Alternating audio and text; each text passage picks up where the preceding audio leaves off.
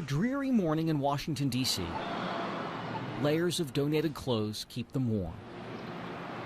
All they have resides at their feet or in their arms. Finding shelter and food defines their day. Dawood Proctor knows this struggle all too well. I mean, I see people come past and laugh at the homeless and you know, might look down on them, but if you really look at it, a lot of people ain't number one step away from being this way. Franklin Square is one of many places in the nation's capital inhabited by those without a home. And it sits just 2 blocks from 2 very different houses. To the west, the White House. To the east, Mayor Kebab House.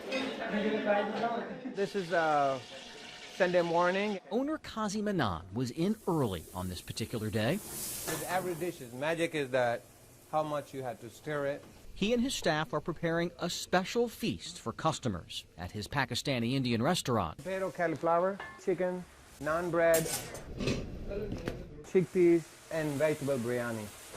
But these dishes are destined for an audience that's rarely welcome in elegant eateries. I knew about this place being here and passed it through my everyday travels. For the past few months, Manan has opened his restaurant to the homeless.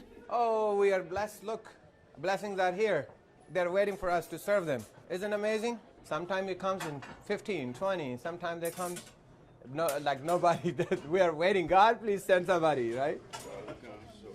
Nearly 20 people on this day, rainy, cold, and wet. Oh, came in from the elements for lunch. What you guys like to drink, tea or coffee? They're treated like any other guest. Tea, okay. What about you? Except for one key difference. Coffee. You, brother? They eat for free. Anytime, any day. Restaurant is open. You are most welcome. You are most welcome. You are our guest, just like other people. Anything you like with the menu or with the buffet, you're most welcome, eat free. Yes, it's shocking to me because I didn't think it was brothers out there that really cared for us to, you know, to help support the needs of the homeless. He went without rice. Give him a tandoori chicken. Give him potato cauliflower, and give him, you want bread? So we appreciate this guy right here bringing us down to eat, because sometimes on Sundays it's slow. Well, sometimes we got to go around and beg, or sometimes, you know, we get a cup and try to make money, and try to find ourselves way out to eat, trying to survive out here. You guys are the most important guests for me. Manan's boundless optimism and love of food was not cultivated at a high-profile culinary institute. A lot of ginger and garlic paste. His desire to provide stems from a painful uncertainty that defined his childhood. Kazi Manan grew up on a farm in a small village in Pakistan. He had 9 siblings. We didn't have any electricity. We didn't have any running water. And the school was, believe me or not, was under the tree. My elementary school, we didn't have a building. I study under the tree.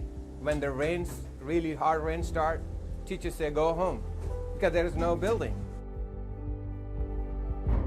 To support his family, he went to work at 12 selling ice. The best school was 4 miles away, so that's how far he walked to get a formal education. In 1996, at the age of 25, Manan says his visa was miraculously approved, so he borrowed money from a cousin for a plane ticket to America. He started as a cashier, earning $3 an hour at this gas station in one of the district's toughest neighborhoods. When I arrive in America, I have $3, just $3. And I started my life basically with nothing. Hard work would alter the arc of his life. He says he worked double shifts, then multiple jobs. He saved up enough money to buy 1 limousine. The idea that a kid who came from nothing could one day drive the rich and powerful around in luxury inspired him even more. 1 limo turned into a fleet of vehicles. His business flourished enough that some 20 years later, he opened his own restaurant. That's called American dream.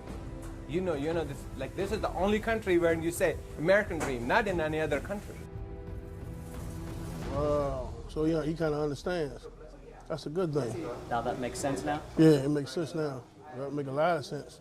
He was blessed to obtain things through his struggle, and it's like he didn't ever give up. But to fully understand this man, you should know one more thing. I love to prepare this food for a homeless shelter. Every Sunday, he makes extra food and delivers it himself to those in need in another part of the city. Come and try. Manon connected a few months ago on social media with volunteers who now spend their Sundays dishing out hot meals to the homeless. And they make you feel that you are valued.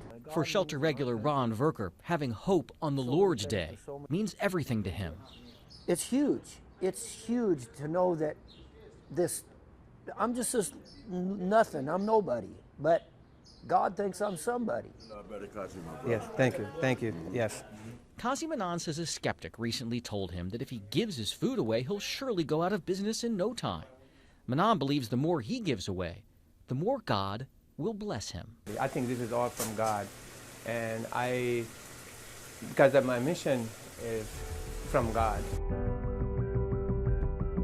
He will always carry with him what his mother told him about holding tightly to his faith in the face of despair. She said if you share even when you don't have, God will take you from darkness to light. That's the whole answer to life. You know, being blessed by God. And God will help you. And I know he will. You know, you got to make the first step. He ain't going to do everything for you. Jay Korf. In my heart, it feels a blessing. It's a blessing from God. ABC 7 News.